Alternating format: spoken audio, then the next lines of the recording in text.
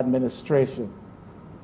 I say that to suggest that what Barbados faces is the need to address the pre-COVID situation as well as the current situation brought on by the COVID pandemic.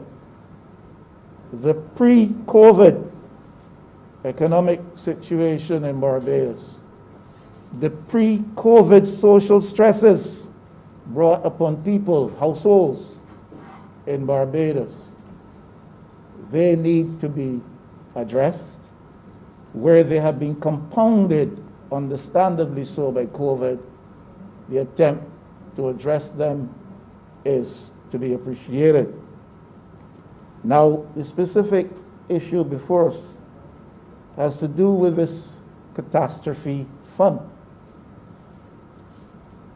In very simple terms, I understand that government wants to make recourse to $50-odd million in a catastrophe fund set up for a specific purpose to ameliorate the circumstances of an element in the business community. And therefore, recourse is being made to this fund to facilitate business survivability and to ensure that the unemployment numbers can be reined in as far as possible. The businesses impacted by COVID will be getting some assistance, but that assistance comes to them in the form of a loan, interest-free loan, and stressed to be repaid in a year.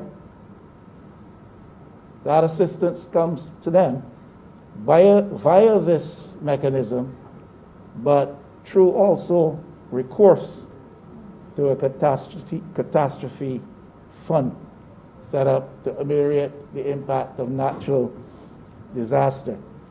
I will never stand here and say it is imprudent or improper for any government to try to assist businesses which have been so impacted as many have in Barbados. I would never stand to say it is either imprudent or improper. What I do have a problem with is the way it is being done. And I do not believe that the justification offered by spokespersons for the government as to why a recourse should be made to the catastrophe fund in this instance is acceptable. I can only tell you how I feel. You may differ with me on that. I'm not saying don't try to support businesses.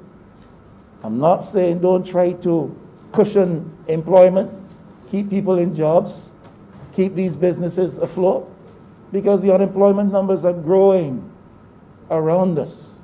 They were growing before COVID. They're growing at a more alarming and faster pace and rate, understandably, now. So I support any attempt to help businesses stay afloat and employ Barbadian people, keep the economy going, keep government's revenues coming in. I support that, but I'm not too sure that the way to do it properly and prudently includes what I see as a raid on a catastrophe fund set up for a specific purpose. Justification given here is the government has negotiated an escape clause vis-a-vis its debt restructuring arrangements.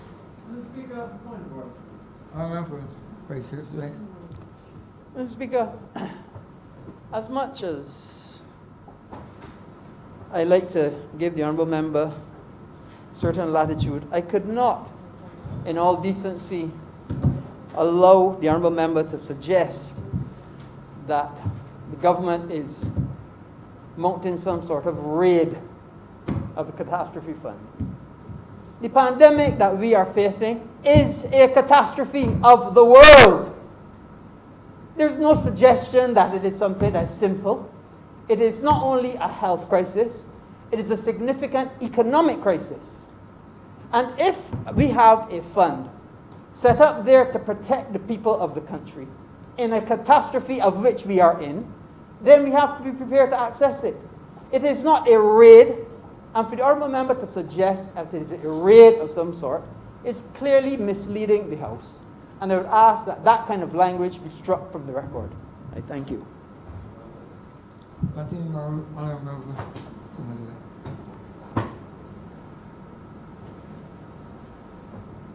I was surprised the Honourable Member was so brief. I don't support the approach of a raid on the Catastrophe Fund and the justification used as a premise for that.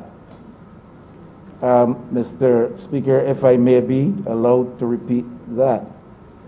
Now, the money is going from the Catastrophe Fund to businesses who have filed their VAT returns. I think it was said for 2 quarters of 2019 or something like that. You're talking, therefore, Mr. Speaker, probably a certain level of business operation in Barbados. Why not facilitate the loan from the same VAT payments if current existing legislative arrangements don't allow that? Why not change those arrangements? I repeat the question. If money is to be had to prop up businesses because of the impact of COVID, and it is to go to businesses who have been filing their VAT returns and properly so and on time, who are in good standing with the VAT office, why not facilitate funding for the exercise from monies derived from VAT payments? Now, that I would want to think is a reasonable question. If there is some legislative arrangement which prohibits that, why not change the legislation in order to facilitate the same? Now, Mr. Speaker, you're doing this in a context where in recent times we have seen waivers of VAT owed to government approved. Matters like that have come before this very chamber. So you waive VAT payments, etc., for businesses. And you come and you take the money of the Catastrophe Fund to facilitate loans to businesses. My question is, can monies derived through payment of VAT be used to achieve this same purpose? And if there is any legislative mechanism which prohibits that, change that mechanism. But we've had waivers of multiple millions of dollars on VAT payment owed to government. It is public knowledge that there are businesses in Barbados that right now owe government a lot of VAT. Some may suggest, rather than raid the Catastrophe Fund, collect the VAT that has been long outstanding to government and owed by those who are known to government. My role here is to put the other side of the story, whether it is appreciated and valued or not by the other side present in here. But my role here is to put the other side of the story. And that is all, Mr. Speaker, I am attempting to do. I understand that the National Insurance Scheme is under stress with a rising level of claims. 43,000 and counting, we have heard this day. 1/3 of the workforce, we have heard this very day. I understand the need, therefore, to make every effort. It is a moral thing to do It is a management thing to do. It's the right thing to do. I understand the need to prop up any business, legitimate business, that can afford to employ Barbadians and take some of the pressure on the national insurance scheme. So I don't decry that initiative to save the national insurance, the negative impact on the national insurance funds. I do not decry the initiative to keep businesses afloat or to employ Barbadians. I'm simply questioning mechanism which is being used to achieve that aim. And that perhaps alternatively, other approaches could be taken to achieve the same result. Mr. Speaker, the justification given is that there's $1 billion, which, because of the negotiated escape clause in the restructuring arrangements, would be available to the government of Barbados, a lot of money, and that debt payment could be deferred over a period of 2 years.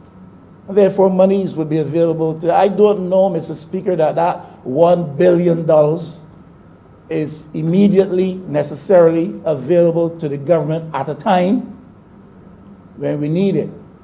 You may very well have a situation where disaster strikes, and it is of such a magnitude that you are faced with a situation where you neither have that $1 billion is earned by Barbados over time, where you neither have that, and you neither have the money in the Catastrophe Fund. That is a thing to be considered. The element of immediacy, the element of urgency. Mr. Speaker, if the whole of Bushall Yard Gap, near your constituency, or the whole of Savannah Road and Park Road is wiped out by some natural disaster impact, you want to know that there are funds available immediately and urgently so to the government to help with the response. You can't talk about monies that you are likely to have over a period of time. You have to make reference to the urgent moment and to the immediate moment. And therefore, we have to be careful what we do. You have payments to be made on your debt. Those payments are structured according to certain timelines. But you do not know when disaster necessarily will strike. And you may have paid up on your debts yesterday or last week. Disaster strikes this week. You have not the money from your debt payment, and you have not the money from your catastrophe fund. In layman's terms, that's where I am coming from. That is a concern which I think I need to express in this place. Now, it may offend the ears of some if I express it, but I have to do so and in clear terms, because there's always the other side to the story, or the other portion of the story that is not being told, or perhaps not being considered. Now, these issues have arisen in the past. What is the measure that triggers activation of this escape clause with reference to a system? What is a threshold that has to be reached in terms of intensity or measure relative to a system before that clause is triggered? We can be impacted by systems that don't necessarily meet that threshold. But the outflow, the impact, the damage can be such that the financial need in terms of the response that has to be made is enormous. I'm simply saying this escape clause, and we really ought to be given all these details, must have some threshold that triggers it in terms of the intensity or the measure relative to the impact of that, whatever natural disaster event it is upon Barbados. What if we are impacted by something of a lesser intensity or a measure which does not quite meet that threshold, yet the resulting damage is such that it calls for enormous amount of funds in terms of responding to the event. Now that's where I am coming from, Mr. Speaker. And the damage could be of such serious enormity that we don't have the capacity to respond depending on when the event occurs. Now, if those are not legitimate concerns, I'm sure that Honourable Member for Christchurch East Central, when he speaks again, will tell me, or the Honourable Member for St. James North, who I expect would speak on this matter, would tell me. I have a few questions, Mr. Speaker, that I would want to raise in the interest of Barbadians. Are we seeing reports from the National Insurance with respect to the operations of the Catastrophe Fund? I think under the legislation, from what I read, those reports are supposed to be coming with a certain measured frequency and should come to the attention of the Parliament and the public. I know in the past, in fact currently, we have issues with reporting coming out of the National Insurance Department with respect to other funds. But this one is managed by the National Insurance Scheme as well. I just want to know if we are actually seeing reports as to how the Catastrophe Fund is being managed. As far as I know, there's scope for investment of those funds, etc. And I don't hear anybody speaking to those matters, and perhaps this debate today allows either the Honourable Member who last spoke or the one who I imagine will next speak could possibly address that for us. Now, there is a requirement laid at the doorstep of insurance companies in Barbados, if it still obtains, that there is a catastrophe reserve fund of a certain volume to be held by insurance companies in Barbados. I don't hear these matters being spoken to. And that's another question. What is the level of compliance with respect to the catastrophe reserve funds, which insurance companies are obligated to hold in the event of a massive natural disaster impact, and for which they have some liability in terms of responding. And I don't ask the question just to use words. I ask the question because I think Parliament must concern itself about these things, and the public of Barbados needs to be informed and aware of and about these things. Mr. Speaker, I remember not too long ago, we had, in relative terms, a major incident, tragedy in Arch Court, Britton Hill. And there was so much attention given to the matter at that time, driven by a sense of compassion, empathy. The national interest in the matter was high. Government responded with its full force. And though much of that, it was embroiled in legal issues subsequently. Mr. Speaker, I have not heard anything to date as to whether full settlement was ever given with respect to that matter. I mentioned that in this context. One, some of the relatives come out of St. Michael West, but beyond that, we have a situation in Barbados where sometimes and often so judgments are rendered. Liability is incurred based on those judgments, but there's no enthusiastic and early follow-through And situations like that are just left to lie. People suffer. It would have to be admitted that government, and I don't speak of the Barbados Labour Party government or former Democratic Labour Party government. I speak of government as an institution.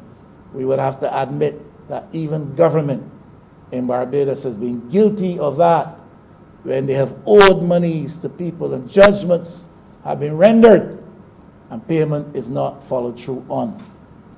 And I wonder how much of that exists out there in the insurance community.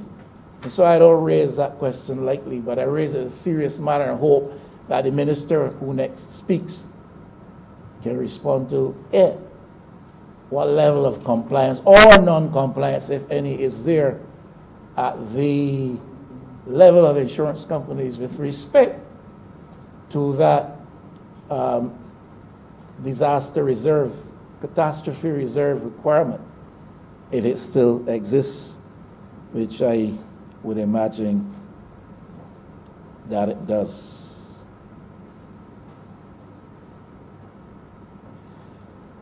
The former administration, I was doing some reading, the former administration put a lot of store in recourse to something called CRIF, Caribbean Risk Insurance Facility, and relied on recourse to that in situations where there was some natural disaster impact on Barbados, and made recourse to that and benefited to some relative extent from funds through CRIF.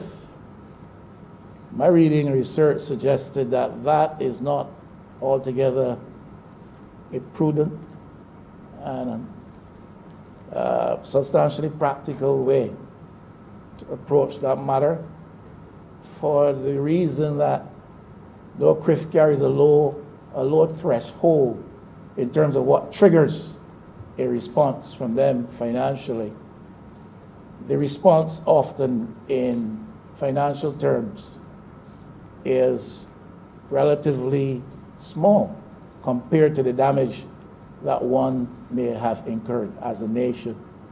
Dominica's had that experience where they suffered billions, over $1 billion of damage, and got about $20 million through such a fund. And so I think it was being prudently suggested to the former administration that they move away from that to the extent that they can and build up this catastrophe fund. And I know the current administration in office, when it appeared to them or occurred to them that the former administration was making a raid on the catastrophe fund, this administration now in office, when then in opposition, railed against it. I'm just asking if we're still reliant to any extent on CRIF. I don't know. I'm asking Minister of Home Affairs, Honourable Member St. James North, would be aware of those things. Now, government has committed itself to a roof repairs program. You see, COVID has come and a lot of things have been left in our wake, fallen behind. And the danger is that they may be forgotten. And perhaps when he speaks, the Honourable Member for St. James North, and by this time he must know that he must speak. I would imagine that he would update us somewhat as to where we are with reference to this matter of the roof repairs program. And there's also commitment to an insurance regime with reference to chattel houses. And these things we can't let drift, and we can't forget. Barbados existed before COVID, and God willing, by His mercies, we'll be here post-COVID. And these things must not be left eternally unaddressed. And I hope my honourable friend can speak to some of these matters when he stands. So, Mr. Speaker, I said I have to get in the habit of being brief, because church is now only 1 hour. I got to learn the art. I simply say, I don't oppose businesses being facilitated by government, because businesses must be kept afloat. If the economy is to be kept afloat, people must be employed, if households must be kept afloat. I don't oppose that. I just question the prudence of this way of doing it when perhaps other alternatives could be considered. Why raid the Catastrophe Fund to do it? To facilitate people who pay VAT, to give them a VAT-related loan, even though it be interest-free. That's all I'm saying. It seems to me that we could do this another way, because I'm fearful that we may find ourselves in a situation which we do not now see, that we neither have the monies we think we will have when the time comes, and we don't have the Catastrophe Fund at the same time. Yeah. You want the options? If you want the options, if you want the alternatives, when Parliament adjourns today, come 2 floors down. It's 1 floor down, 2 floors down, and sit with me. I thank you, Mr. Speaker. And I did give an option, by the way. Honourable for St. James North. Thank you, Mr. Speaker. Honourable, could you turn off here? Honourable for Michael West, could you turn off? Oh, sorry. The Honourable Leader of the Opposition has essentially called me out to speak. I don't know. I think that this is quite clear. This amendment to, or rather, in fact, new Catastrophe Fund Act that is being brought for the approval of Parliament today. The previous act, in fact, is a 2007 act, so which would have been piloted through this Parliament, in fact, when the Honourable Leader of the Opposition was part of the administration of the day. And in fact, he was a previous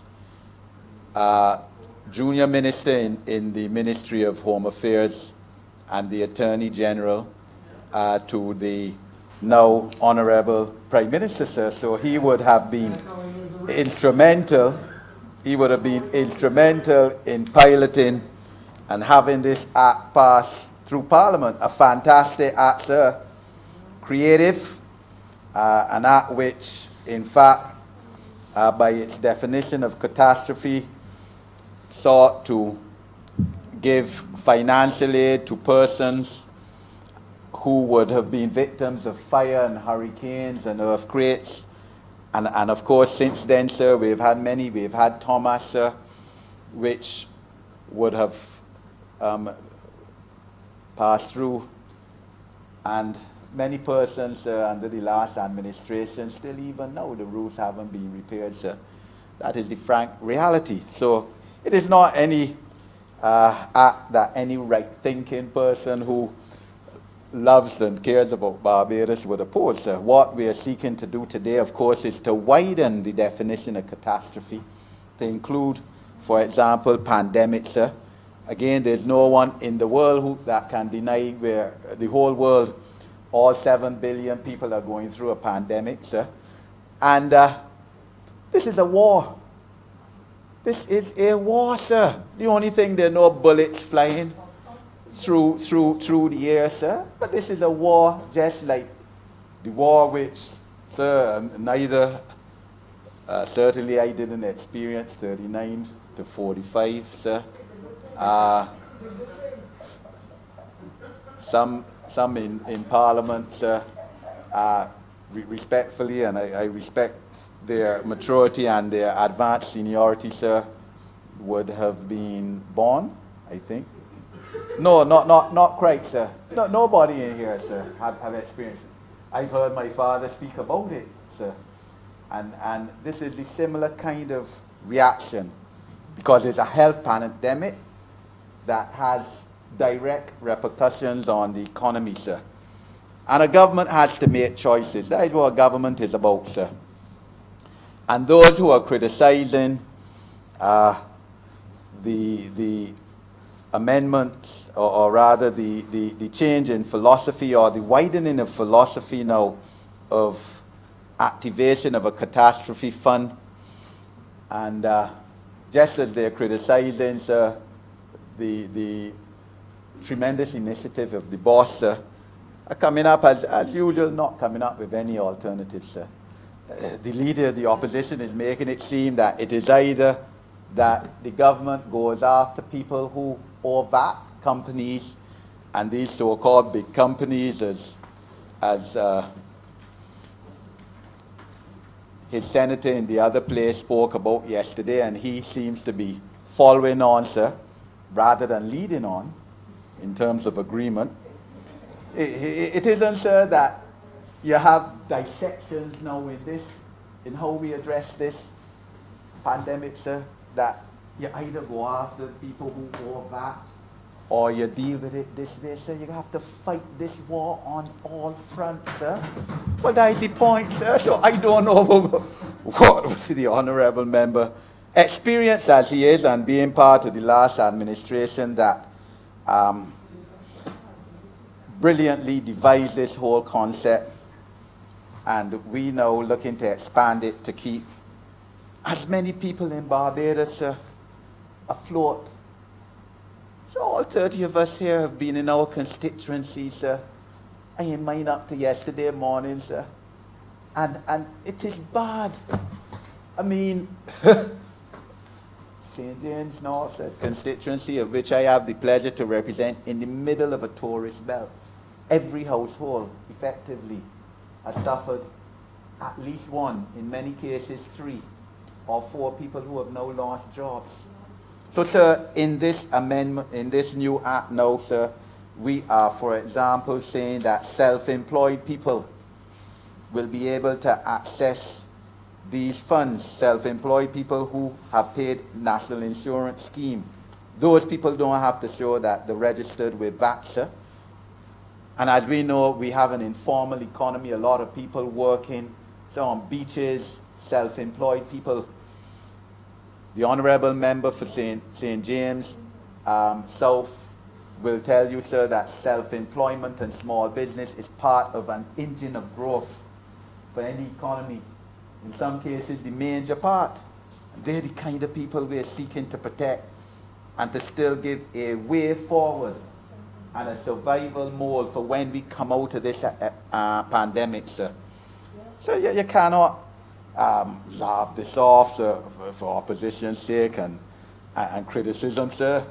And the honourable member, as I said, as a true former member of this government, sir, whose signature is attached to the People's Manifesto of 2018, sir, I do not want him, sir, or expect him to fall into the same category of persons who were comprehensively rejected at the polls last election, or losing all 30 seats by massive majority, sir. Don't get into that kind of tangle and that kind of company, sir. We have to rise above that as members of this parliament, sir. The insurance fund of which the honourable member asked questions, sir, is something that we are part of still as a government. We pay our premiums under that insurance fund. And in 2018, when Clerk passed through Barbados, sir, we were able to access insurance from that. If I remember correctly, it was about $6 million based on our membership of that fund and our payment of the premiums, sir. So it's not something that I certainly, or this government certainly will agree with the opposition, honourable opposition leader, that we should not be part of. Because we can't be on the one hand calling on people, as we do, sir, to insure their private properties, but say that there is a CARICOM risk insurance facility. CARICOM, of course, the Caribbean region being the second most vulnerable region in the world to natural disasters, and we will not partake in it, sir. I don't think that is consistent with common sense or wisdom.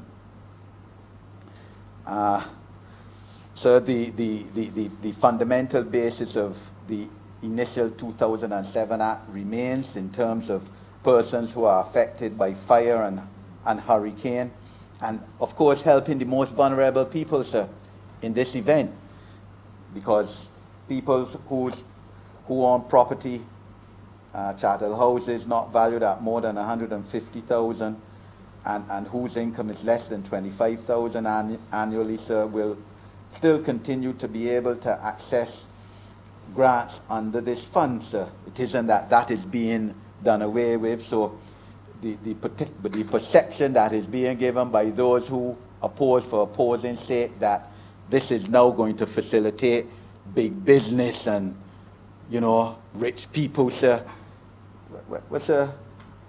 We talking still about people with chattel houses, less than 150,000 people, sir. $150,000 earning less than 25,000 a year, of which many of those are constituents of the Honourable Leader of the Opposition too, sir, who's still benefiting from this. What we doing here today? So I don't understand the opposition to this answer. As I said, the Honourable Leader, I hope it's not a case where he's now looking to be led by his Honourable Senator in the other place, who in fact yesterday drew attention to the fact that there's no succession plan in the PDP. So, you know, sir, but we have bigger issues to worry about as a country, sir. Mr. Speaker, the Honourable Member of St. James now must not so blatantly mislead yourself and this Honourable House. Not myself. I'm listening carefully. I'm listening carefully. The Honourable Senator of whom he speaks spoke with reference to a trade union and not a party called PDP. And he should be honest about that one. Understood, Honourable Member. Continue, Honourable Member. Sir, so to wrap up, sir, because I don't think that I need to convince the people of Barbados that this, what we're doing here is within their total interest, sir. But, and I know the Honourable Member for Christchurch, East Central, who presented it, would also speak to this. But again, sir, we need to rid the minds of those objectors, and certainly it must never be in the minds of right-thinking Barbadians that this government has been party to, again now, writing off big businesses' VAT in registered judgments, sir. I mean, I've been a member of this cabinet. It's a privilege for the last 2 years, and I know of no case where any registered judgments against companies that owed VAT have been written off by this government, this cabinet, this parliament, sir. So, again, to give the impression that that has been done, quite frankly, is not within the spirit of Parliament, where veracity must always have pride of place. But, sir, I am in full support of this act, which is before the Parliament.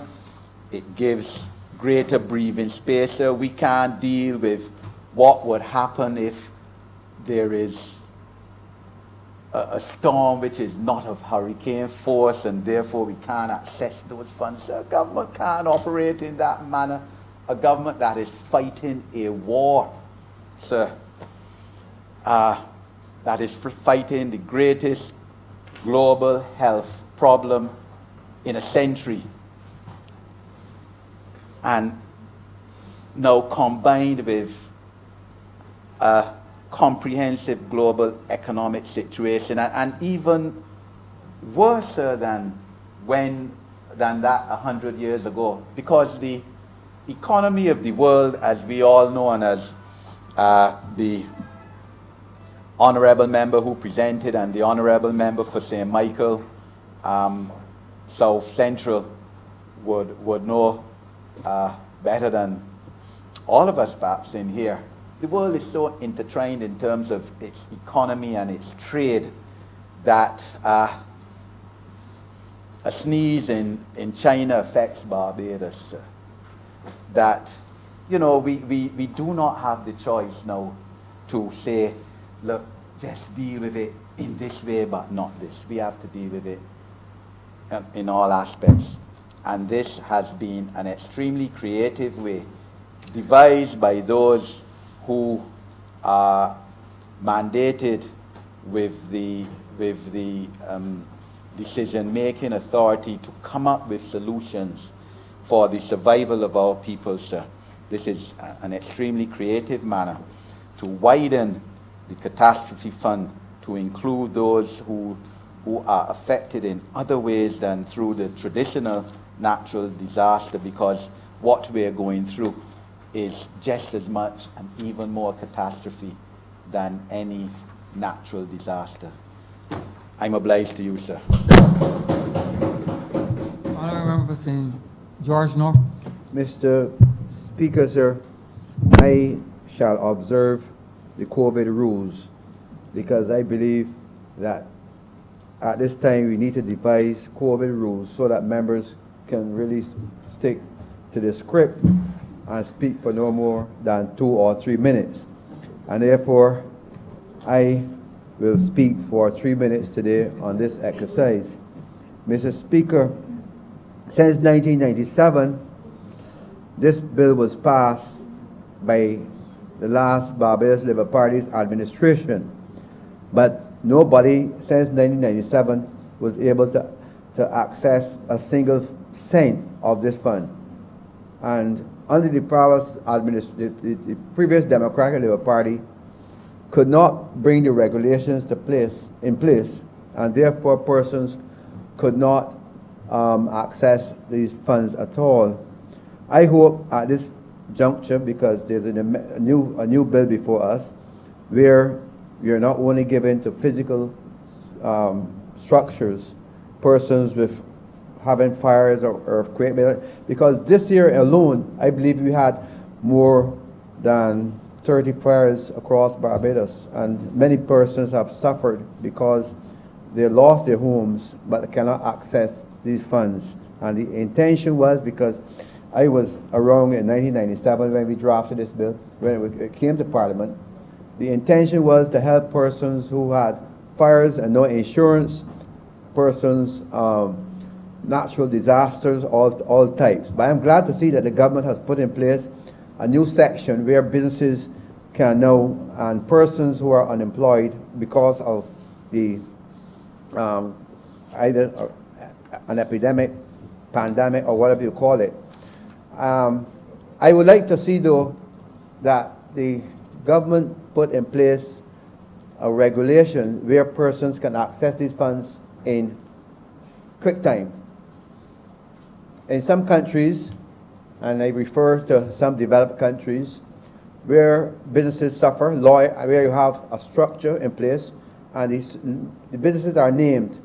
So you have categories of service businesses, and you have categories of like construction and so on. I would love to see the types of businesses, for example, legal, medical, service industries, and so on. And you list them in categories where you give each business according to, you look at their profile and give them according to what they have been getting for maybe a year or two. I know in Toronto what happened, all lawyers and doctors and so on who had problems got an update, they got money up front. In 3 days, businesses who had to lay off their staff, and I'm aware in Barbados that some legal firms had to downsize, medical had to downsize. There are many persons in Barbados who could not pay their staff. There are many persons with apartments, Mr. Speaker, who tenants cannot pay. And I want to find out from the minister if these really include, because I saw in the newspaper really where a number of landlords were putting out their tenants because they could not pay. And I want to find out if these persons are entitled to grants, if they will get a grant or a loan. I know that the government is also planning to provide no interest loans, no interest on these loans, which is a good thing. In terms of grant, we need to specify what percentage of person's revenue or profits or losses that they will get, so that we need to, I hope that the committee that is put in place will do some of these things to ensure that businesses survive. I am aware, Mr. Speaker, that there are many young persons and maybe not so young persons who have gone back to work but who have now taken a cut. And some of them will be even sent home this week. There are a number of persons who cannot make it from day to day. And therefore, this catastrophe fund is a good fund, and I hope that it can be implemented as soon as possible, because these are really rough days. Mr. Speaker, I'm obliged to you. Honourable Member for St. James South. COVID rules. Thank you very much, Mr. Speaker. And I want to congratulate the Honourable Member for Christchurch East Central for the excellent speech that he made in introducing the bill and sharing with the country the importance of the Catastrophe Fund. I have to say that when he spoke about the fact that government has sought to use innovative ways, I really wanted to applaud very loudly, because in truth and in fact, this government, especially the economic team under the leadership of the Honourable Member for St. Michael North East, has come up with a number of innovative approaches to managing the crises facing Barbados that has enabled this country to be able to survive extremely difficult circumstances. This government, in all the history of Barbados, this government has faced more crises than any other government come into office to govern this country.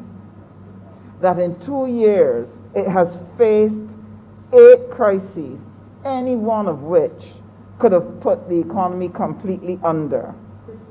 We came in and found the foreign reserves low. We had the fiscal deficit and an enormous debt that we could not manage. Sewage was on the street. The water system was on the brink of collapse. The infrastructure was in bad shape. You're talking about the roads, Mr. Speaker, the schools, the hospitals, the buses. Then you had the fact that we had to honor our commitment to converge our tax levels, our corporation tax levels, which saw the drop of our tax, corporation tax, from 25% down to 5%, which has an impact on government revenues. And then to top it off, in 2020, Mr. Speaker, we had the COVID pandemic. To tell you the truth, Mr. Speaker, it was like, and I've heard people say this, I cannot imagine what would have happened to this country faced with these crises had this government not been in charge of the reins of this country. I could not imagine the last government tackling this.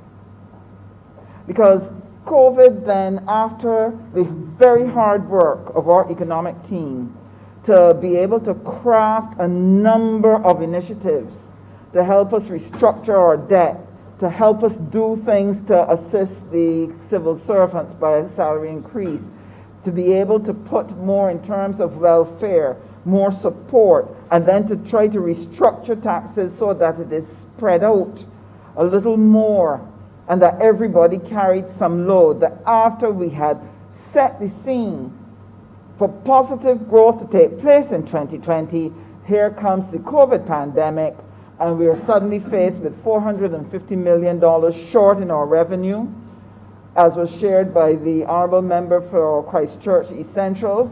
43,000 persons registering as unemployed, unprecedented. Tourism, the bottom of tourism just dropped out from under us. so that the foreign exchange we were hoping to earn, what taxi people were hoping to be able to make some money in this season that would take them through until the next season begins, all of that was gone. And in St. James South, I have a number of young women who've worked at these hotels, who suddenly found themselves at home with no money, with children to feed, and not knowing where to turn. Taxi drivers who were looking forward, as I said, to a great season, now had difficulty not only putting food on the table, were in danger of losing their taxis. And businesses struggling as they found it difficult to be able to put hands on cash to keep afloat while we were in a lockdown. So, Mr. Speaker, 3 things were needed urgently to be able to restore Barbados and to be able to safeguard the well-being of our people. In a situation like this, the top priority is how are we going to keep our businesses afloat so that they are viable, so that they can continue to provide the jobs, they can continue to earn or save the foreign exchange, pay NIS and taxes. That's one of the most important things that must happen. How are we going to keep our businesses, large and small, afloat? Why is this important? Because their viability will allow for employment to take place, which will help to soak up the 43,000 people who are now unemployed.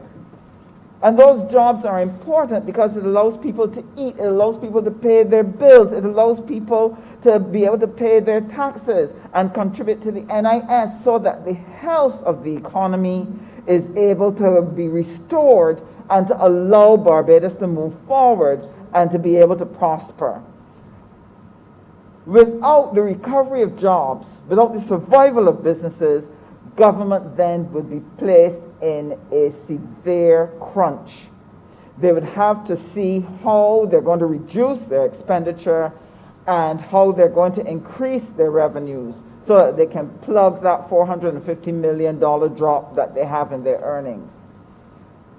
Now, our future hangs on this being able to be achieved. And the innovative programs that this government has come up with are not only innovative, but the caring programs. Let me outline. We talked up welfare, recognizing that people were unable to make ends meet with prices rising and more people at home not working.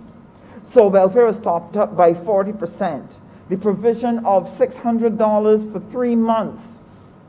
Every month, $600 for 3 months to families without income. The $1,500 for the self-employed people who pay NIS. Also, the government spent a lot of money in relation to giving back VAT and income tax returns. Mr. Speaker, what we are discussing today is another such step in the innovative program for the restoration of Barbados, and that is the Catastrophe Fund. I know that the Honourable Member for St. Michael West expressed concern about why it was taken from the Catastrophe Fund to provide for the economic catastrophe that now faces all of our businesses in Barbados. But, sir, I know the Honourable Member for St. Michael East Central will handle that and deal with that in his wrap-up. Suffice to say that the effective and creative use of that catastrophe fund, given the fact that we had already provided for a catastrophe by the clauses that were included, as was shared by the Honourable Member, would take care of any catastrophe that we have. So therefore, what positive use then can be made of this catastrophe fund designed by government for the health of our businesses? First of all, I believe that as long as it is able to keep businesses afloat, we stand a better chance of when the recovery comes internationally, that we have the businesses necessary to grab that economic growth and convert it into good use for Barbados. But I want to put a warning. COVID-19 actually presents an opportunity for pushing a major reset button. And to those businesses who are going to apply to the Catastrophe Fund to be able to get resources to stay alive, it is necessary not just to take the money and run, but rather there's a need for a new national consciousness about how they go about doing their day-to-day business. That they must now focus on doing business in such a way as to promote the common good, so as to generate the economic energy that is needed for the recovery of our economy out of this dust. And what do I mean by that? Businesses who are looking to benefit from that fund should recognize that part of their survival depends on other businesses being able to employ people, and therefore people having the disposable income to come and spend with them. Therefore, when they are spending, when a purchasing manager is making decisions about where he's going to take goods and services from, when a general manager is making decisions about who will be his suppliers, it is imperative that these businesses focus on buying local first. That they look at the products that are made in Barbados, the services that are offered in Barbados, that by helping every other business to get back on its feet, they're actually creating the economic growth that will allow for further prosperity of their own businesses. Because the more people who are working, the more people who are spending, the more that business will benefit, because the economy is thriving and it is recovering. So that new national consciousness must be there. Along with that national consciousness, there must also be a pivot that recognizes that, look, and it was said well by the Honourable Member for Christchurch East Central, that we have to not only look to our own well-being, we have to be conscious of the well-being in the region. That the OECS or CARICOM neighbors are important to our own survival. When we do the analysis of trade within the region, it is recognized that Barbados is one of the countries that does extremely well from the CSME. Our economy benefits to the tune of over $300 million because of our capacity to sell goods and services into the OECS and into CARICOM in general. Therefore, where goods or services are not available in Barbados, businesses, as a part of their pivot to support economic growth, should then look to the region to find their suppliers. Now, this may mean shifting the consumer from certain goods to other brands, but it's not impossible. If we as citizens and consumers and businesses together recognize that we have a common destiny, and recognize that if we are able to support each other throughout this COVID era, that we are going to create the conditions for our survival. Because believe me, nobody is coming to rescue us. We have to rescue ourselves. And therefore, it is very important that we support each other in the region. Now, sir, I just want to end by saying, I know today that there are discussions going on seeking to assist the public sector to appreciate and understand the value of the BOSS program. I consider that program to be a BOSS move. It is absolutely innovative and brilliant. And if Barbadians can understand what it means and participate where they can, and where they can't, recognize that the way it is structured is designed to be able to provide the opportunity for more jobs to be created in this economy. And I look forward to the opportunity to speak to it when it comes before this chamber.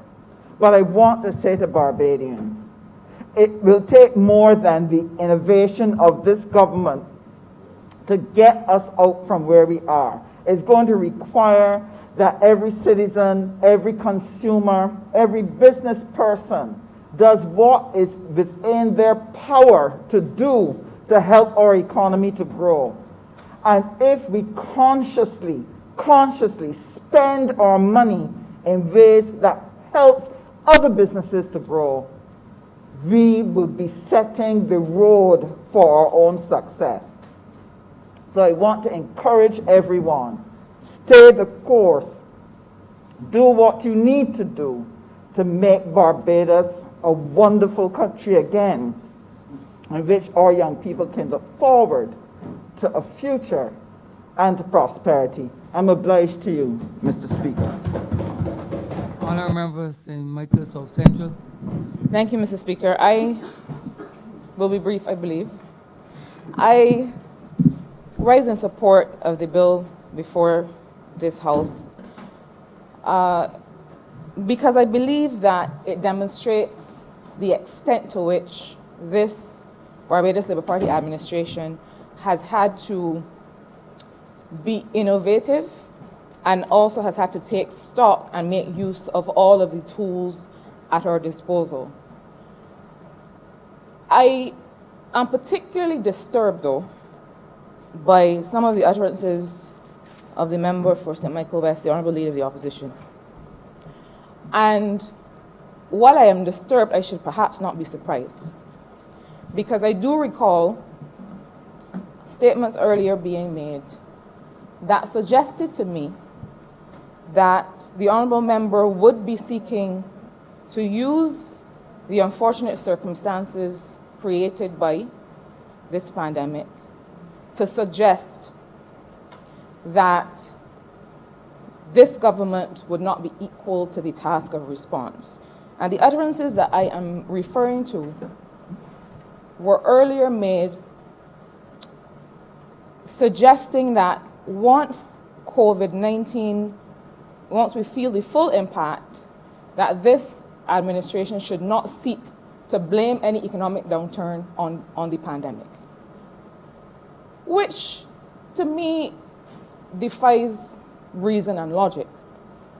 Because it's not a question of blame. It's a question of transparency and honesty, being able to understand the nature of the impact, being able to understand that, in fact, the world, the modern world, has not seen anything of this kind before. Now, with reference to the issue of how we make arrangements or how we make provisions for the response to disaster,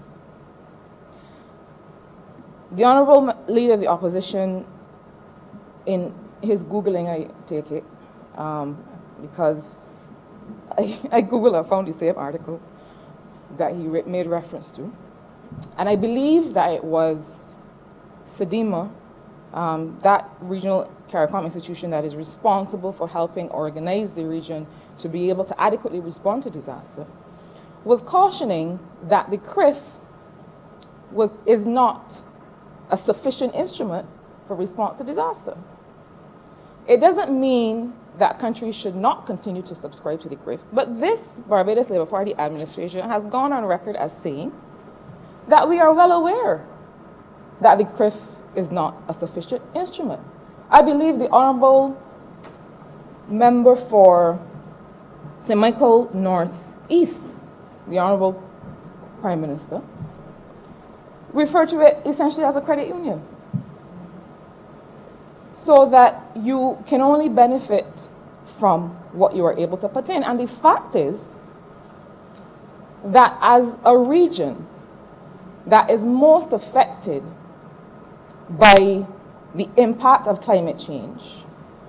The global community cannot expect islands like Barbados, including islands in the Pacific, to be the ones who are responsible for also coming up wholly with the solution when we see the worst impacts of that climate change. So it is no revelation to this chamber or to Barbadians that the CRIF is not a sufficient instrument. We are happy that it exists. And we are also happy that the parametric triggers are not just about a major hurricane or a major weather event, but they're also things like extreme rainfall and so on. But the fact is that we have already made this statement publicly. It is the reason that not just Barbados, but the entire international community has sought to come up with new kinds of instruments. And right now, Mr. Speaker, sir, we are in the process of finalizing arrangements for Barbados to be a part of and have access to the Inter-American Development Bank's contingent credit facility. Let me say a little bit about this contingent credit facility, because I believe that once this chamber and Barbadians understand what it is, that it would also shed some light on the extent to which the notion that we should not include a pandemic in the Catastrophe Fund response is a nonsense. If ever there was something that was a catastrophe, it is the COVID-19 pandemic. And in fact, the international community has responded by taking all of its similar instruments and expanding them to include pandemics. So it is not only Barbados that is realizing that, in fact, things like COVID-19 are by definition unforeseen shocks. They are disasters, they are catastrophes. The government of Barbados did not make that up. The whole world is shifting to reflect that understanding. And as a matter of fact, the contingent credit facility of the IDB was created very recently just for natural disaster. And at the time it was created only for natural disaster, the government of Barbados expressed an interest and started to negotiate to be included in this, what would be a rapidly dispersing fund after a natural disaster. So when it happens, when it hits, the country is able to bypass all of the regular processes and to immediately have access to liquidity. The climate resilience issue, the disaster preparedness and response issue is twofold. We have to build in resilience beforehand, but then we also have to make sure that we have access to cash after the fact.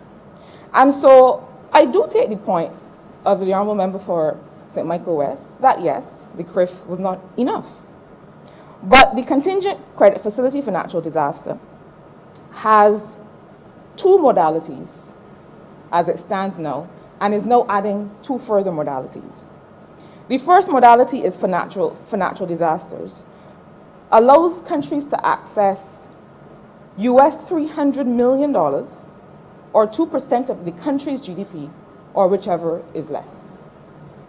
So that is the response to the notion that the CRIF is not enough. Yes, the CRIF is not enough. And that is the reason that Barbados will now have access to this new facility. Rapid dispersing, giving us access to liquidity so that the kinds of things that people need, medicine, cleanup, making sure that we have business continuity and that people's lives can continue, that is what these resources will be made available for. But I go further. Based on discussions with its warring members, including Barbados, and especially Barbados, I dare say, there was a second modality added. So that the first modality covered only earthquake, hurricane, and extreme flooding. But the second modality, based on agitation and advocacy from this region and from Barbados, now includes storms, tsunamis, and droughts. And why does it include drought? Drought is something that is an effect of climate change. And while it is not necessarily related to a single event, the effects can be just as disastrous and just as catastrophic. We are living it now. We are living it in Barbados today. And we see that we are all affected. Farmers, anyone who has to be able to rely on the predictability of water supply is now affected by the fact that we are in extreme drought conditions. And the experts say that this is perhaps the worst drought that Barbados has ever seen. And so it is agitation by Barbados that allowed entities and international financial institutions like the IDB to include this as a parametric trigger. But they want to go further. Were it up to the IDB and others, they would also want to include slow onset events, things like beach erosion.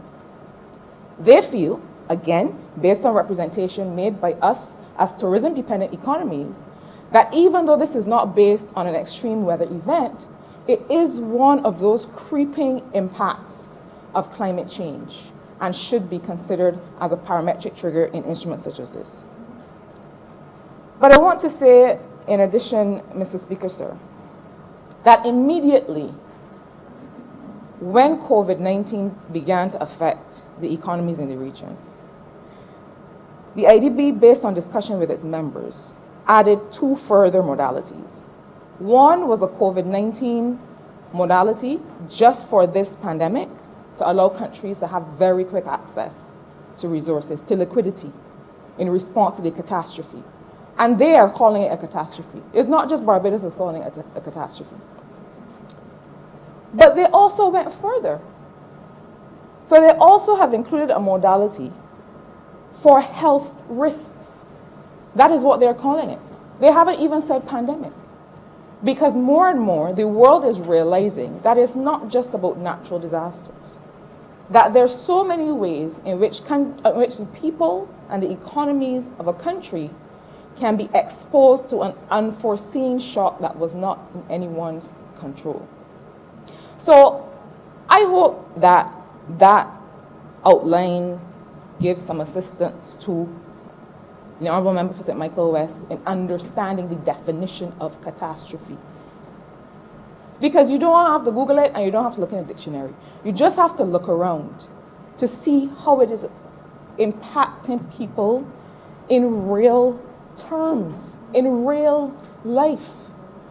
I will tell you that the first day that I went walking around in St. Michael South Central after we really started to feel the effects of the pandemic here, I happened upon some people, Layman, outside a shop. There were many of them. And each one gave me the story of where they were working, the fact that they were let go, how many people in their household were also let go, how many people live in that household, how many of them are children who have to go to school. The fact is that the impact was immediate. It was deep and it was wide. You do not have to Google it to know that this is the definition of a catastrophe. And perhaps if the Honourable Member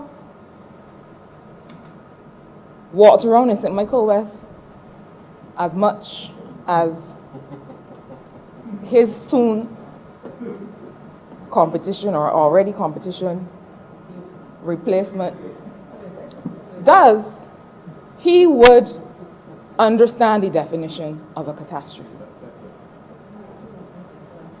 But I also want to make reference to another false notion that was represented by the intervention of the Honourable Member for St. Michael West. And that is the notion that while the government of Barbados has been able to respond rapidly to the pandemic, it is not also continuing to execute and implement its transformational agenda. That is a falsehood. And I remember going on record to say, in response to the idea that all of our measures should be relief measures, there was this discussion that a government should only focus on relief at this time. And I said that we will focus on relief, but we are not going to lose sight of the compact that we made with the people of Barbados to deliver transformation to this country, because it is a compact and it is a promise that is 10 years needed. That for a decade prior to 2018, this country had not seen any hint or any effort to try to transform people's lives in a real way, and that this Barbados Labour Party administration would not let go of or lose sight of that compact that we made with the people of Barbados. And so this notion that the roof rebuilding program and the other transformational programs that we've begun, that we are somehow letting go because we are dealing with a pandemic. This Barbados Labour Party administration can walk and chew gum and skin coffins and climb trees. It is not one or the other. That might be true of the Breadfruit Party and the Golden Apple Party and the others. But it is not true of this administration, Mr. Speaker, sir. And so we responded rapidly with the programs that the Honourable Member for Christchurch East Central outlined, with support from the member from St. James South. But we are also continuing to execute government's transformational agenda. And so the Roofs to Reach program that we have spoken to the country about is continuing its execution. With the help of the Green Climate Fund, we are setting up in the Ministry of Economic Affairs and Investment a small body of experts with grant resources from the Green Climate Fund, because the Green Climate Fund has seen the project, believes in it as transformational, and has agreed to give us the grant funding to take it forward. But within that, what the Ministry of Housing has also been able to do is to receive proposals for climate resilient housing, including roofs, so that we can make sure that this model of housing that we ultimately agree on nationally is the one that we would give priority to, and is the blueprint for how we build resiliently in the country. The roof replacement program is continuing with the support of the Urban Development Commission and other responsible agencies in the country. We know, as we have seen in the past days and weeks, that often issues of housing stock,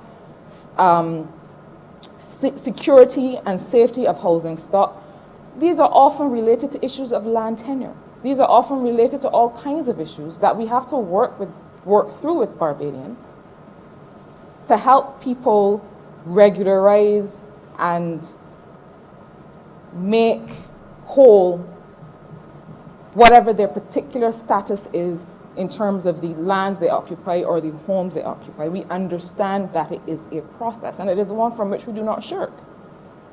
But the truth is that these are often multifaceted issues that have to be worked through. And we have said that in this third decade of the 21st century, we cannot ignore the fact that there are certain things that have to be human rights. And to the extent that they are human rights, that there's a basic social floor below which nobody should fall, that we also have to make sure that there are not these kinds of structural barriers to people being able to access water, being able to access a secure living, physical living conditions, secure homes, secure roofs, etc. And we continue on that agenda, sir. But I want to say that perhaps what some people are now seeing for the first time in many years is a government that understands what an instrument is, what a tool is, what are the options at its disposal, and how to make use of them in conversation with the people of Barbados. We have not tried to hide and do anything. There isn't anything that anybody will discover 4 and 5 and 7 years later, or when you try and go and dig and finally get the data from a particular agency. This is one of the most consultative and inclusive governments I have certainly seen in my lifetime in this country. And so I hope that that short intervention has shed some light, more than Google could, on the kinds of things that this government is doing as part of an entire ecosystem of disaster and catastrophe response. To be able to give the people of Barbados the assurance that we are not just planning for now, we are planning for the future, we are planning for coming generations of Barbadians, and that together with the people of this country, we got this. I'm obliged to you, sir.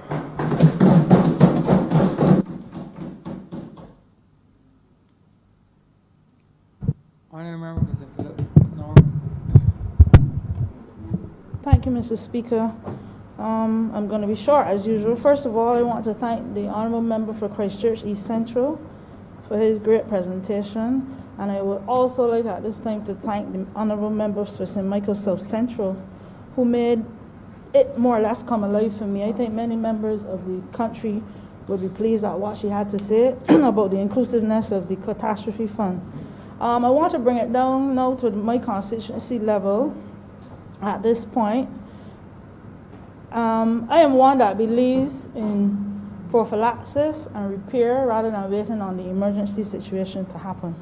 And while I do appreciate the Catastrophe Fund, I'm in great support of it, well needed and instituted by now. I am appealing to the relevant ministry to have a look at the list that we would have sent in with house repairs. Right now I have constituents in St. Philip North where I could stay at the front of the house and look through the house to see the backyard. I need this to be done urgently. We are now in the hurricane season, and I would wish not to wait to use the Catastrophe Fund to look at things like this. House insurance is an area that I would like to see. I don't know how to do it, extended to the poor section of our communities. The truth is a lot of us cannot afford house insurance. Whether it's wall or wood, cannot afford house insurance. I am not sure how we can negotiate with the insurance companies. I am not sure what we can do, but it deserves another look at. As part of the disaster management too, I would like to use this opportunity to bring up the roads in St. Philip North. I know I was told by the Honourable Member for Christchurch West that we had enough. But the truth is we don't. And I want to use this opportunity to push a little bit for the so-called private roads. There are a number of so-called private roads in St. Philip North that are currently used by many public people. And it's on the books, the legislations, that we are not allowed, correct me if I'm wrong, to repair these roads. I think it's grossly unfair. I have houses, 10, 20 people living on the street. I can name at least 3 in St. Philip North that they have been fighting with successive governments to have a little help with the roads. I'm appealing at this point. Ruby, Long Bay, Sanford, there are many of them. There's also an area in Fortescue. I've been hearing calls, getting bills for some of it. Fortescue is an area where there's one entrance. If something, definitely the disaster fund will come in there, the catastrophe fund. There is only one entrance to a community that houses several thousand people. I need that looked at as well. And now I have the opportunity. I know the Honourable Member for St. James North spoke, and I was hoping that he would bring up something with respect to the hurricane shelters. St. Philip North now has 4 Category 1 hurricane shelters. one being public, Tilda Skeens Primary School. I had a look at it, and I am noting that it is they are more or less in a cluster. In other words, members of almost 3/4 of St. Philip will find it difficult to get to these areas. They service more the 6 Roads area in that vicinity. In other words, we have areas, Blaze Hill, Three Houses Hill, Bayfield. I can name quite a few thickets, parish land, vineyard that cannot get to any of these category 1 shelters if something were to happen. So it may be worthwhile putting some funding into fixing maybe a couple of these schools or churches to get them up to scratch. I am happy to see that the self-employed persons are being included in this. What I would say, though, that I think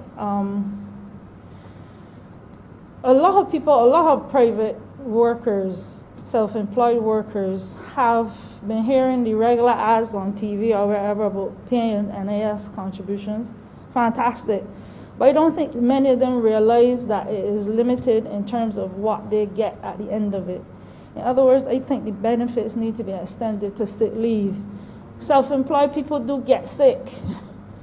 And I don't know if that it was a glitch at the NAS. Self-employed people do get ill. They get ill, and we need a little support. I was smart enough or got enough advice to know that I needed to put myself as an employee of my business, but there are many people, fishermen, maids, other people that paid as self-employed, and they get sick. And nothing is coming in to support them during that sickness. That could be as short as 2 days, but we don't get after 2 days as long as months, depending on what is happening, and they do pay. As I said, I'll be short. I want to use this opportunity to thank from the bottom of my heart the Sandy Lane Children's Trust. Without them, life would be a lot harder. I was able to service through them a couple hundred so far of my community, despite the negativity that she's not opposition, what are they now? The now defunct Democratic Labour Party government had to say and brought in things like racism and so on, when they know for a fact that they would benefit from the Sandy Lane Trust. I want to say thank you. I want to say thank you for the vouchers. Mothers are now able to buy baby milk for themselves. I am going to put in a pitch here towards the Honourable Member for Christchurch East Central, and I know he heard it before, with respect to doing something about the costing of sanitary items, obviously for women. I support it. I've been hearing several members of the community complain about VAT on some of these items. And these are things, if you're unclear what I'm saying, sanitary pads, tampons, that kind of thing. Yes, Honourable Member, they are necessary, and we need to do something about the cost. And right now, there are a lot of people coming out of COVID that really cannot afford it, and you really can't do without it. Have a look at that. I don't know that the Sandy Lane vouchers would suffice for that because it's a children's charity. But these are common basic things that we need to address, regardless of how petty it might sound.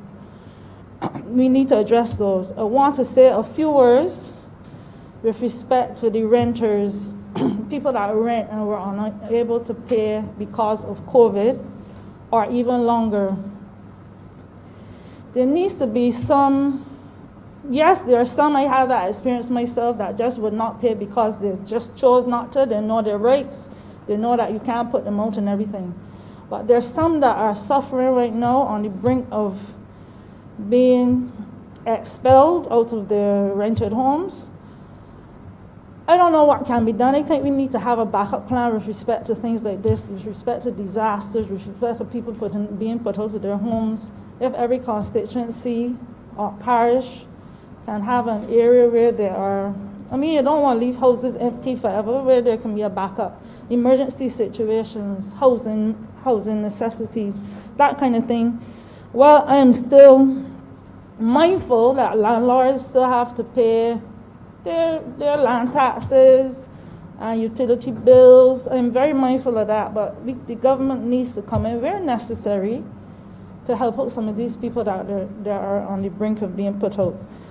That being said, I promise to be short as usual. And I've come to the end of my speech. Thank you very much. Honourable Crises, East Central. Thank you, Mr. Speaker, and I wish to thank all honourable members for who contributed to this debate.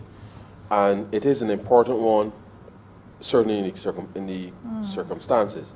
I will just respond to a few questions raised, just to provide absolute clarity for the Chamber and certainly for the country.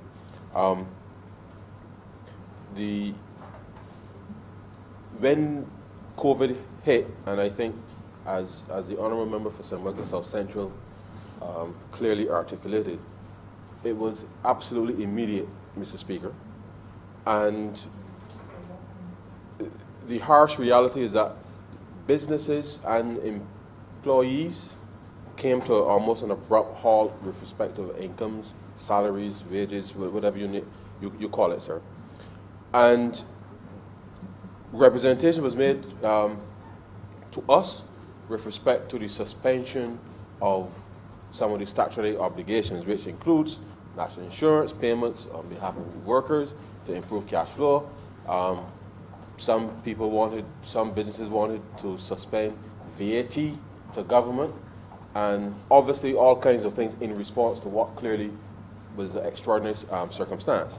And we had to look, certainly, sir, and consider everything that was put to us, given that we do operate on the basis of consultation. And obviously, given the anticipated reduction in revenue to government, and considering that at a time that whilst everything had been withdrawn from businesses and individuals by way of income and cash to businesses, as well as salaries to workers, that government's response had to be ramped up. So we cannot ramp up, sir, our response to people if there was a suspension of payments of any type to government, because then we wouldn't have the cash flow, sir, to be able to respond. So we had to respond to people fairly, and therefore what the Honourable Member for St. Michael West indicated about whether or not you could use the VAT funds to loan back to the to the persons really, sir, would just have opened a wider gap in government's ability, fiscal position, and therefore would imperil the government's ability to respond. So we looked at the use of the Catastrophe Fund, as the member for St. Michael South Central said. We had a tool, an instrument available to us to use, and we're using it. And therefore we came to the Chamber here today, sir, to give the legal authority to be able to do that, as you can appreciate, because it is an extraordinary circumstance. And the truth is, sir, this instrument will only be used in the context of a pandemic or some national catastrophe that impacts, obviously, a wide cross-section of people. So to suggest that to use those businesses who will continue to pay a VAT into the government, which now has to service a whole set of other needs, would just imperil the cash flow for government and our ability to respond. So we indicated to them that we could not, at this stage, consider any deferral with respect to commitments, whether it's national insurance or what have you, even though there are a few elements in other parts of the program directly that can do that. But as it relates to government's cash flow, we were not in a position to do that. Permit me, sir, in response to the Honourable Member's question about the natural disaster clause, just to read from, and this would have been the debt holders bill that we would have debated in the Chamber, sir, on April 30th of last year in respect to debt restructuring. So I will just read the clause, sir, and respond to the Honourable Member. And it says the exchange instruments to be issued, this is the natural disaster clause, the exchange instruments to be exchanged to individuals as part of government of Barbados' exchange offer will include a clause that will offer both creditors and the government of Barbados some protection against future debt distress caused by a major natural disaster. This natural disaster, in inverted commas, sir, clause would allow for the capitalization of interest and the deferral of scheduled amortizations falling due over a 2-year period following the occurrence of a major natural disaster. The trigger for a natural disaster event would be a payout to the government of Barbados above a predetermined threshold by the Caribbean Catastrophe Risk Insurance Facility, CRIF, under the government of Barbados Catastrophe Insurance Policy. For further details, full details will be provided in the offer letters to the holders of the affected debt. So, sir,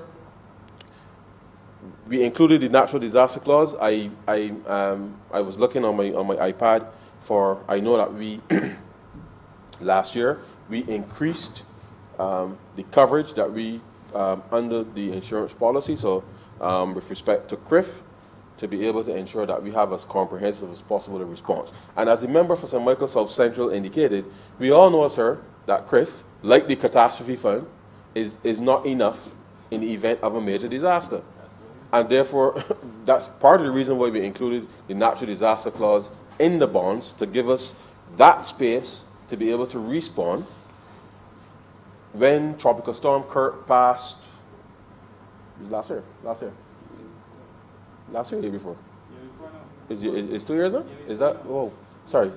The time is flying. When Tropical Storm Clerk passed, sir, Dorian was last year, yes. And as the member for St. James North indicated, we received a payout from CRIF of just over almost $6 million in that respect.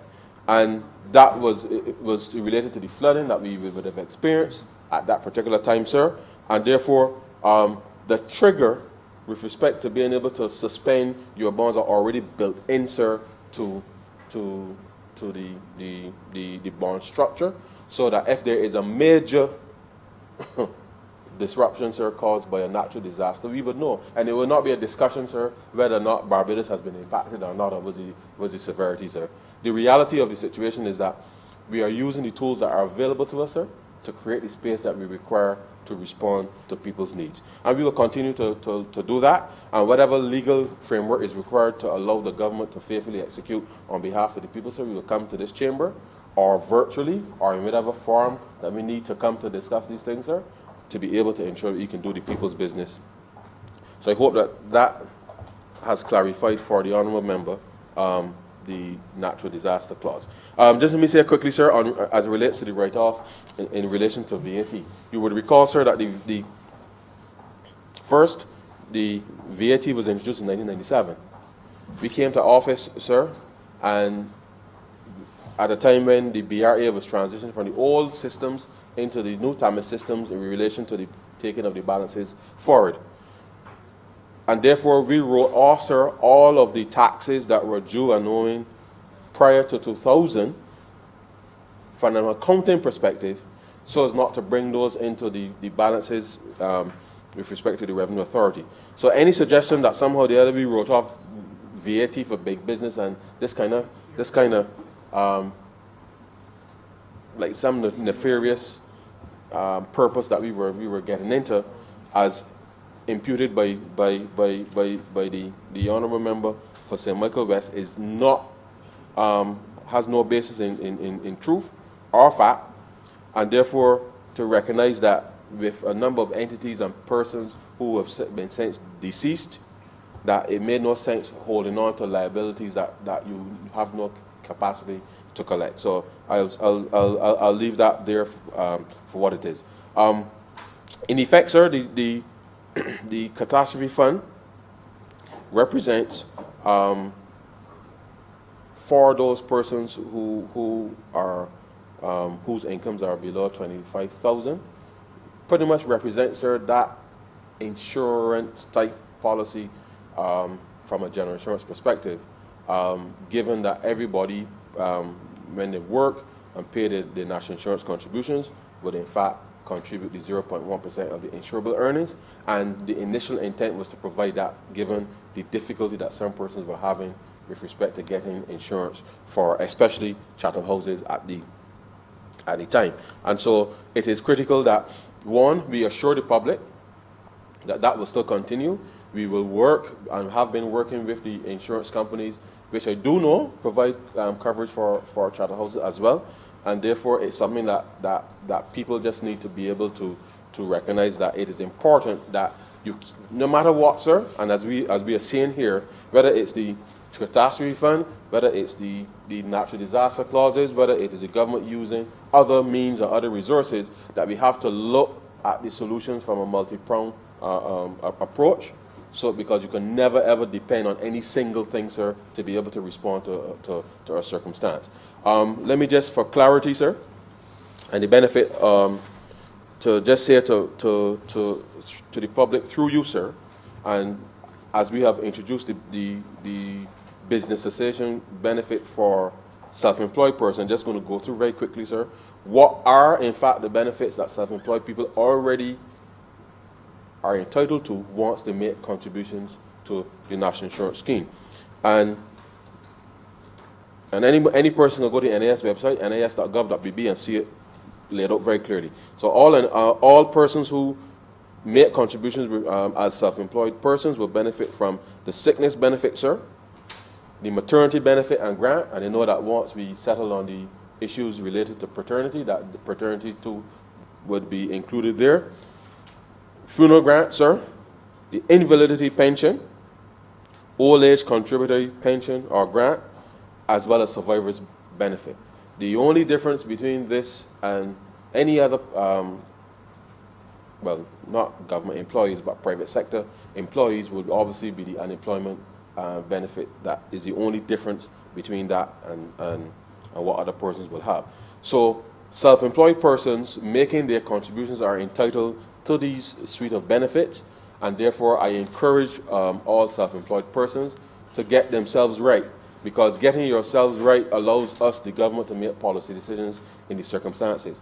And the reality of it, sir, is that, as you know, we have had to, because of the circumstances, provide through the Household Survivor Program, $600 to households where there's no income, no pension, no person working, no person self-employed, no person having any income for that matter.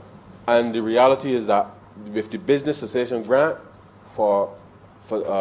in place now, and as we expect the economy to open back, sir, that the reality is we want to signal to people that if you are indeed self-employed, that you have to make yourself right with the National Insurance Scheme, which allows the government to make policy decisions. If you are not going to benefit from the business cessation grant as a self-employed person, then you will be under the conditions with respect to the $600 for the household. And the reality is that you can't want something and not contribute to it as everybody else is doing. And therefore I urge, sir, I urge all self-employed persons to get themselves right as it relates to the national insurance, as well as with the BRA. But in this particular matter, obviously it's critically important that it allows the government to make policy decisions based on the circumstances, and therefore you have to be in a position, you have to be compliant with the obligations that are on you as a citizen in the country in order for us to be able to move forward and settle. And so, sir, I am proud to bring this piece of legislation here today to allow the government to move forward within the context of the law, even though I know that we have made decisions in the past in the spirit of responding to people. We have a greater responsibility to ensure that we can bring the society along.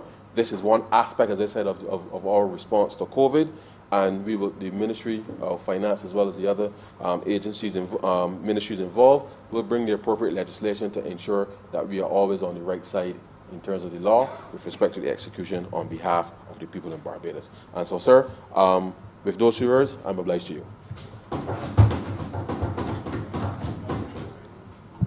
I beg to move that this bill be read a second time. Beg to second that. Question is that the aforementioned bill be read a second time. All those honorable members in favor, please say aye. Those against, please say no. Me think the ayes have it. Mr. Speaker, I beg to move that you do not leave the chair and the House resolve itself in committee for further consideration of this bill. The question is that the Speaker do not leave the chair and the House resolve itself into committee for further consideration of this bill. All those honourable members in favour, please say aye. Those against, please say no. Me think the ayes have it.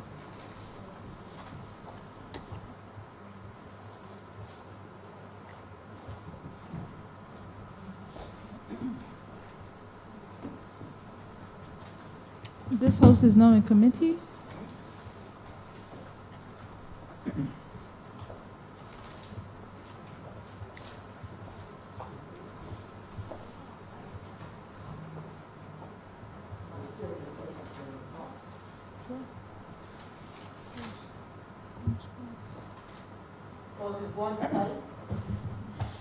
Madam Chair, I beg to move that clauses 1 to 5 stand part. Beg to second that, man. Question is that clauses 1 to 5 stand par. All honourable members in favour, please say aye. Aye. All honourable members against, please say nay. Methinks the ayes have it. Madam Chair, I beg to move that clauses 6 to 10 stand part.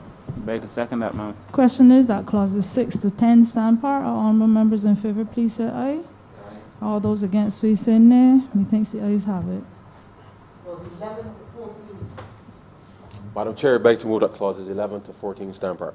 Beg to second that, man. Question is that clauses 11 to 14 stand par. All honourable members in favour, please say aye. All those against, please say nay. Methinks the ayes have it. Madam Chair, I beg to move that the first schedule be the first schedule to the bill. Beg to second that, man. Question is that the first schedule be the first schedule to the bill. All honourable members in favour, please say aye. Aye. All those against, please say nay. Methinks the ayes have it. Madam Chair, I beg to move that the second schedule be the second schedule to the bill. Beg to second that, man. Question is that the second schedule be the second schedule to the bill. All honourable members in favour, please say aye. All those against, please say nay. Methinks the ayes have it. Madam Chair, I beg to move that the third schedule be the third schedule to the bill. Beg to second that, man. Question is that the third schedule be the third schedule to the bill. All honourable members in favour, please say aye. Aye. All those against, please say nay. Methinks the ayes have it. Madam Chair, I beg to move that you do not report to His Honour the Speaker the passing of one bill in committee. Beg to second that, man. Question is that I do not report to His Honour the Speaker the passing of one bill in committee. All honourable members in favour, please say aye. Aye. All those against, please say no. Methinks the ayes have it.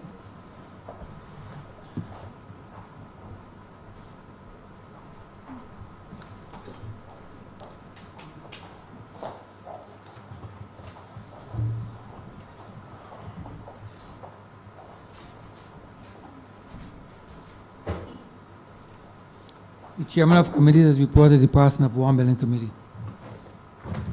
Mr. Speaker, I beg to move that this bill be read a third time. Beg to second that, sir. The question is that the aforementioned bill be read a third time. All those honourable members in favour, please say aye. Aye. Those against, please say no. Me think the ayes have it. Mr. Speaker, I beg to move that this bill be now passed and cited as the Catastrophe Fund Act 2020. Beg to second that, sir. The question is that the aforementioned bill be passed and so cited. All those honourable members in favour, please say aye. Those against, please say no. Me think the ayes have it. This bill is passed and so cited. Honourable Leader, Government Business. Thank you, Mr. Speaker. I beg to move that the sitting be suspended until 3:15, sorry. Until? 3:15. The question is that this honourable chairman will be suspended until 3:15 p.m. All those honourable members in favour, please say aye. Those against, please say no. Me think the ayes have it.